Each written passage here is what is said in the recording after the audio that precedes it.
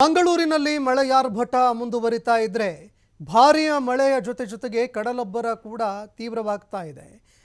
ಈ ಒಂದು ಕಡಲಬ್ಬರದಲ್ಲಿ ನಾಡದೋಣಿ ಮುಗುಚಿ ಇಬ್ಬರು ಮೀನುಗಾರರು ನೀರು ಪಾಲಾಗಿದ್ದಾರೆ.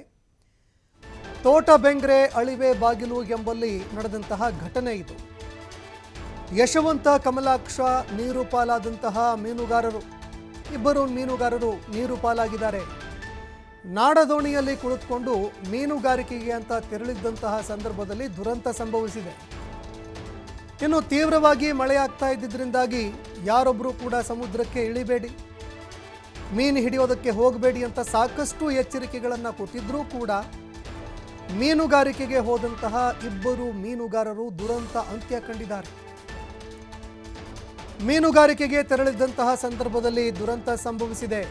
ಸಮುದ್ರದ ಅಲೆಯ ಅಬ್ಬರಕ್ಕೆ ನಾಡದೋಣಿ ಪಲ್ಟಿಯಾಗಿದೆ. ನಾಡದೋಣಿ ಪಲ್ಟಿಯಾಗಿ ನೀರು ಪಾಲಾಗಿದ್ದಾರೆ ಇಬ್ಬರು ಮೀನುಗಾರರು. ಕಡಲ ತೀರದಲ್ಲಿ ನಾಡದೋಣಿಯ ಅವಶೇಷಗಳು ಬಿದ್ದಿದ್ದಾವೆ. ಹೀಗಾಗಿ ನೀರು ಪಾಲಾಗಿರುವಂತಹ ಇಬ್ಬರು ಮೀನುಗಾರರಿಗಾಗಿ ಶೋಧ ಕಾರ್ಯ ಮುಂದುವರೆದಿದೆ. ಇಬ್ಬರ ಶವಗಳನ್ನು ಹುಡುಕೋದಕ್ಕೆ ಅಂತ ಪ್ರಯತ್ನ ಮುಂದುವರಿಸಲಾಗ್ತಾ ಇದೆ.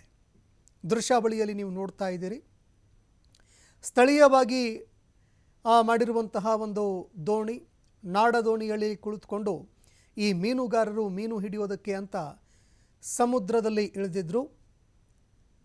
ದೊಡ್ಡ ಪ್ರಮಾಣದಲ್ಲಿ ಕಡಲಿನ ಒಂದು ಅಲೆಗಳು ಅಪ್ಪಳಿಸ್ತಾ ಇರುವಂತಹ ಸಂದರ್ಭದಲ್ಲಿ ಮೀನುಗಾರಿಕೆಗೆ ಇಳಿದಿದ್ರು. ಇದೇ ಸಂದರ್ಭದಲ್ಲಿ ನೀರು ಪಾಲಾಗಿದ್ದಾರೆ ಅನ್ನೋ ಮಾಹಿತಿಗಳು ಲಭ್ಯವಾಗ್ತಾ ಇದೆ. ಇನ್ನು ಯಾವ ದೋಣಿಯಲ್ಲಿ ಕುಳಿತುಕೊಂಡು ಮೀನು ಹಿಡಿಯೋದಕ್ಕೆ ಹೋಗಿದ್ರು ಅದರ ಅವಶೇಷಗಳು ಕಡಲ ತೀರದಲ್ಲಿ ಇದೀಗ ಲಭ್ಯವಾಗಿದ್ದಾವೆ.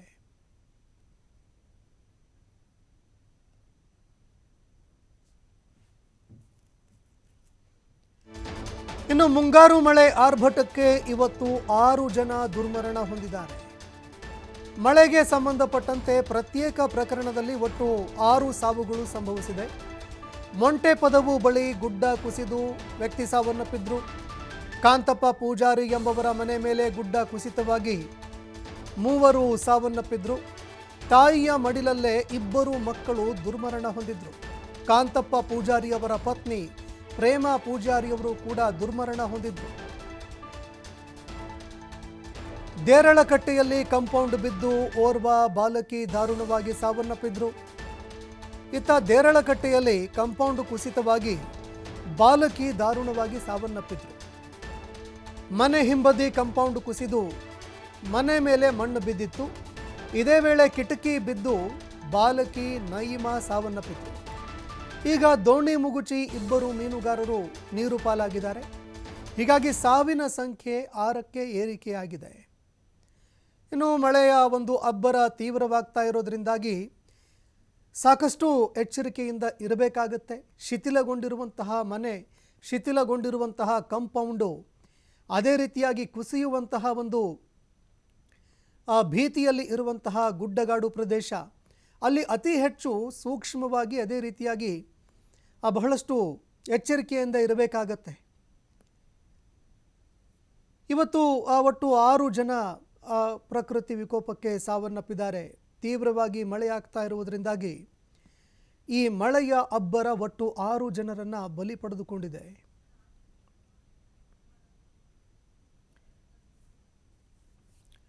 ಈ ಬಗ್ಗೆ ಮತ್ತಷ್ಟು ಮಾಹಿತಿ ಕೊಡ್ತಾರೆ ಪ್ರತಿನಿಧಿ ಆದಿತ್ಯ. ಫೋನ್ ಸಂಪರ್ಕದಲ್ಲಿ ಜಾಯ್ನ್ ಆಗಿದ್ದಾರೆ. ಆದಿತ್ಯ, ಮಳೆ ಅಬ್ಬರಕ್ಕೆ ಪ್ರಕೃತಿ ವಿಕೋಪಗಳು ಸಂಭವಿಸಿ ಈವರೆಗೆ 6 ಜನ ದುರ್ಮರಣ ಹೊಂದಿದ್ದಾರೆ. ಈ ಮೀನುಗಾರರಿಗೆ ಮೀನು ಹಿಡಿಯೋದಕ್ಕೆ ಹೋಗದೇ ಇರುವಂತೆ ಸೂಚನೆಗಳನ್ನು ಕೊಟ್ಟಿಲ್ವಾ? ಅದೇ ರೀತಿಯಾಗಿ ಶಿಥಿಲ ಸ್ಥಳಗಳನ್ನು ಗುರುತಿಸುವಂತಹ ಕೆಲಸವನ್ನು ಜಿಲ್ಲಾಡಳಿತ ಮಾಡಿಲ್ವಾ ಅನ್ನುವಂತಹ ಪ್ರಶ್ನೆ ಕೂಡ ಎದುರಾಗುತ್ತೆ. ಈ ಬಗ್ಗೆ ಮತ್ತಷ್ಟು ಮಾಹಿತಿ ಕೊಡೋದಾದ್ರೆ. ಸಂತೋಷ್, ಹೌದು, ನೀವು ಹೇಳಿದಾಗ ಇವತ್ತು ದಕ್ಷಿಣ ಕನ್ನಡ ಜಿಲ್ಲೆಯಲ್ಲಿ ವರುಣನ ಆರ್ಭಟದೊಂದಿಗೆ ವರುಣನ ಮರಣ ಮೃದಂಗ ಕೂಡ ಬಹಳ ದೊಡ್ಡ ಮಟ್ಟಿನಲ್ಲಿ ನಡೆದಿರುವಂತದ್ದು. ಒಂದಲ್ಲ ಎರಡಲ್ಲ, ಸುಮಾರು 6 ಜನ ಇವತ್ತು ಮಳೆಯ ಅಬ್ಬರಕ್ಕೆ ಸಾವನ್ನಪ್ಪಿದ್ದಾರೆ.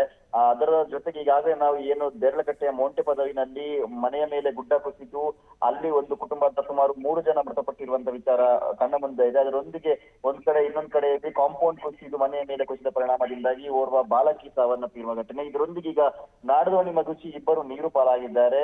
ಮಂಗಳೂರು ಕಡಲ ತೀರದ ತೋಟಬೆಂಗ್ರೆ ಅನ್ನುವಂತ ಪ್ರದೇಶದಲ್ಲಿ ಈ ಘಟನೆ ನಡೆದಿದೆ. ಅಲ್ಲಿ ಅಳಿವೆ ಬಾಗಿಲಿನಲ್ಲಿ ಇವರು ಮೀನುಗಾರಿಕೆಗೆ ತೆರಳಿದ್ದಾರೆ. ಜಿಲ್ಲಾಡಳಿತ ಮೊನ್ನೆಯಿಂದ ಕೂಡ ಹೇಳ್ತಾ ಇದೆ, ಸಾಮಾನ್ಯವಾದ ಮಳೆಯಲ್ಲ ಇದು, ಸಮುದ್ರ ಕೂಡ ಬಹಳ ಪ್ರಕ್ಷುಬ್ಧವಾಗಿದೆ. ಸಮುದ್ರದ ಪ್ರಕ್ಷುಬ್ಧತೆ ಇನ್ನು ಮುಂದೆ ಕಮ್ಮಿ ಆಗುವಂತ ಲಕ್ಷಣಗಳು ಕಾಣಿಸ್ತಾ ಇಲ್ಲ. ಹಾಗಾಗಿ ಯಾವುದೇ ಕಾರಣಕ್ಕೂ ಮೀನುಗಾರಿಕೆಗೆ ಹೋಗಬಾರದು. ಮತ್ತು ಯಾರೆಲ್ಲ ಮೀನುಗಾರಿಕೆಗೆ ಹೋಗಿದ್ದಾರೋ ಅವ್ರನ್ನ ತುರ್ತಾಗಿ ವಾಪಸ್ಸು ಕರೆಯುವಂತ ಘಟನೆಗಳು ಕೂಡ ನಡೆದಿತ್ತು. ಮತ್ತು ವಾಪಸ್ ದಡಕ್ಕೆ ಸೇರಬೇಕು ಅಂತ ಸಂದರ್ಭ ಅವರು ಹರಸಾಹಸ ಪಟ್ಟಂತ ಕೆಲವೊಂದಿಷ್ಟು ವಿಡಿಯೋಗಳು ಕೂಡ ವೈರಲ್ ಆಗಿತ್ತು. ಇಷ್ಟಾದ್ರೂ ಕೂಡ ಕೆಲವೊಂದು ಜನರು ಎಚ್ಚರಿಕೆಯನ್ನ ವಹಿಸೋದಿಲ್ಲ. ಅವರು ಮತ್ತೆ ಮೀನುಗಾರಿಕೆಗೆ ಸಾಂಪ್ರದಾಯಿಕವಾಗಿ ಮೀನುಗಾರಿಕೆಯನ್ನ ಮಾಡೋದಕ್ಕೆ ಹೋಗ್ತಾರೆ.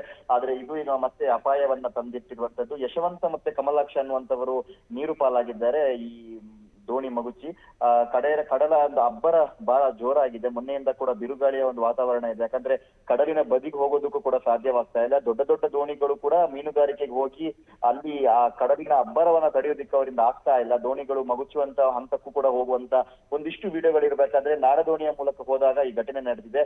ಸದ್ಯ ಅವರ ನಾಡದೋಣಿ ಅವಶೇಷಗಳು ಈ ಕಡಲ ತೀರಕ್ಕೆ ಬಂದಿದೆ ಅನ್ನುವಂತ ಮಾಹಿತಿ ಇದೆ. ಹಾಗಾಗಿ ನೀರಿನಲ್ಲಿ ಏನು ಈಗ ನಾಪತ್ತೆ ಆಗಿದ್ದಾರೆ ಮೀನುಗಾರರು, ಅವರಿಗೋಸ್ಕರ ಶೋಧ ಕಾರ್ಯ ಮುಂದುವರೆದಿದೆ. ಸಂತೋಷ್, ಧನ್ಯವಾದಗಳು ಆದಿತ್ಯ ನಿಮ್ಮೆಲ್ಲ ಮಾಹಿತಿಗೆ.